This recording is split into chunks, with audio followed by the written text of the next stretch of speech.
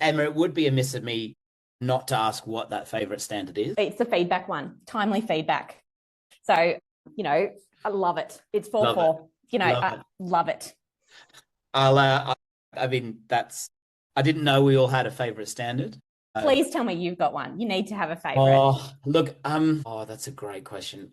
I don't know. I feel like I'm being asked to choose my favourite child. I love them all equally. But I do carry a syllabus around with me a lot, which I didn't realize I did it. And my boss said to me the other day, it's lovely to see people carrying around a syllabus. And I just thought we probably should, shouldn't we? We probably should know what's in those documents. We got back from a cruise beginning of this year, and this is really sad. I took a history syllabus with me to a man after my own heart, the best syllabus. And in K to 6, there's only 3 outcomes I think that we were looking at, but I took it and I read it and I loved it, and I sat beside the pool with a cocktail and read the history syllabus, and you'd be amazed how many teachers came up to me and went, "You're a teacher too." So somehow we definitely find each other, which Absolutely. is really lovely. Emma, I want to be respectful of your time.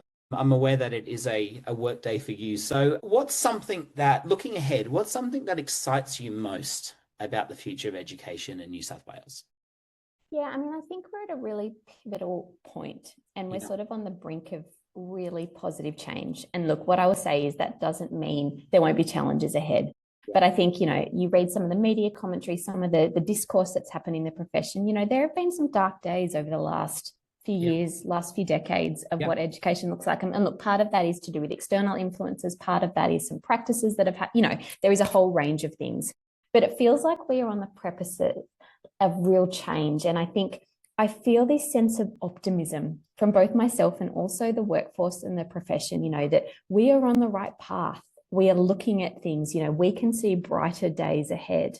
And I think even some of sort of the external influences where we've started changing the way that we talk about teaching can only be a good thing. I don't think we've ever had a time where teaching isn't as important as it is. My history teacher side would say, we're in a time where the world can be a scary place. It never has, I shouldn't say never, I'm sure there's pockets of history where it hasn't been, but you get the gist that there has never been a more important time for teaching and teaching kids about some of those critical thinking skills, the analysis, being able to question things in the world around them, particularly in a rise of social media, rise of AI. Civilization is changing.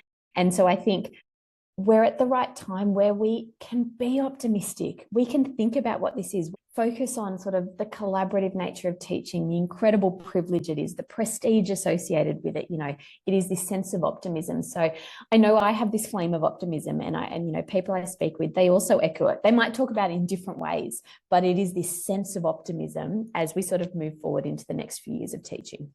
Amazing. Emma, I think that's a wonderful place to wrap up our conversation. I'm so grateful that you take the time to have this conversation with you.